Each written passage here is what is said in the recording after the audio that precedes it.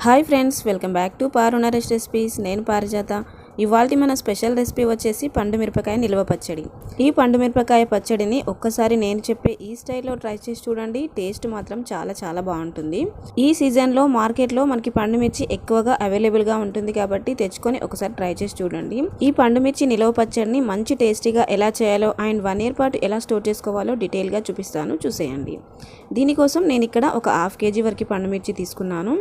చూడండి, ఇక్కడ ఫ్రెష్గా ఇలా కండగల కాయలను తీసుకోవాలి.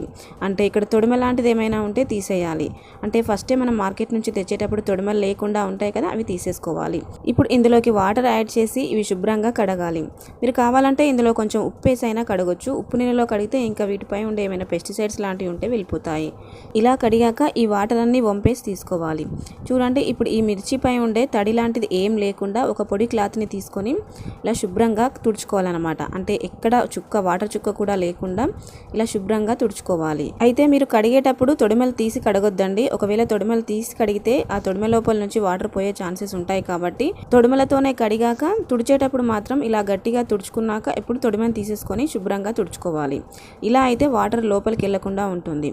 సో ఇలా ఒక్కొక్కటి తుడుచుకుంటూ తొడిమ తీసేసుకొని ఇలా గట్టిగా తుడుచుకుంటే సరిపోతుంది. ఎక్కడ వాటర్ చుక్క లేకుండా ఇలా తుడుచుకోవాలి. ఇలాగే అన్ని తుడిచాక చూపిస్తున్నాను, చూసారా? అయితే ఇలా తుడిచినప్పటికీ కూడా ఇవి ఒక 10 నిమిషాలు 15 నిమిషాలు అలా ఫ్యాన్ కింద పెట్టి తీసుకుంటే బెటర్ అండి. ఏమైనా తడి లాంటిది ఉంటే ఆరిపోతుంది అనమాట.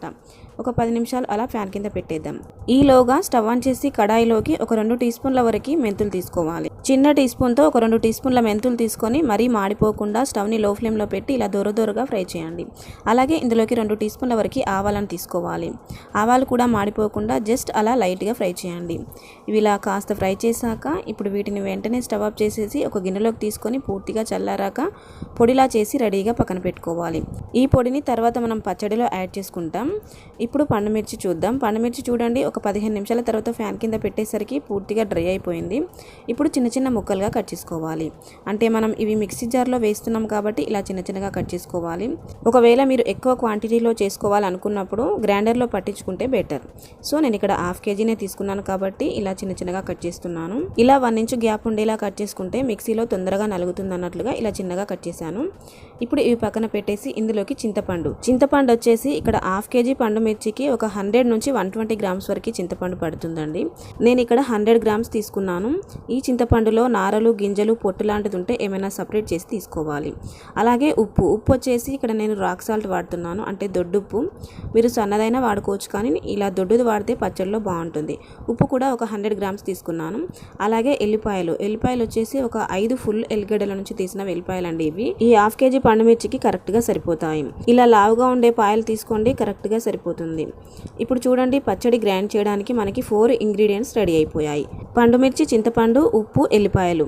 ఇప్పుడు వీటిని గ్రైండ్ చేయడానికి మిక్సీ గిన్నె తీసుకొని అందులోకి ఫస్ట్ చింతపండు తీసుకుందాం.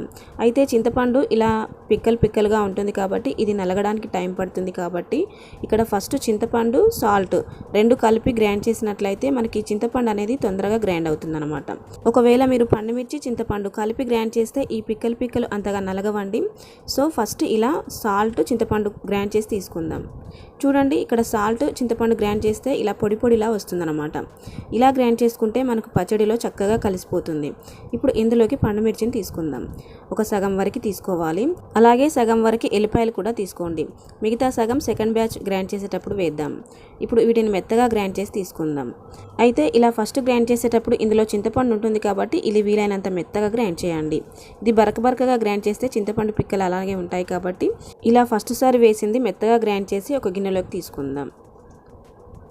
ఇలా మొత్తం ఒక గిన్నెలోకి తీసుకున్నాక ఇప్పుడు సెకండ్ టైం గ్రైండ్ చేసేటప్పుడు మిక్సీ గిన్నెలోకి మిగిలిన పండు మిరపకాయ ముక్కలు అండ్ మిగిలినవి ఎల్లిపాయలు ఇలా రెండో బ్యాచ్ వేసేటప్పుడు ఇవి మెత్తగా కాకుండా కాస్త బరకగా గ్రైండ్ చేయండి. అంటే చూడండి, ఫస్ట్ మనం మెత్తగా గ్రైండ్ చేసాం కదా, ఈ సెకండ్ టైం కొంచెం బరకగా గ్రైండ్ చేయండి. ఎందుకంటే పచ్చడిలో ఇలా కాస్త బరకగా ఉంటేనే పచ్చడి టేస్ట్ అనేది చాలా బాగుంటుంది.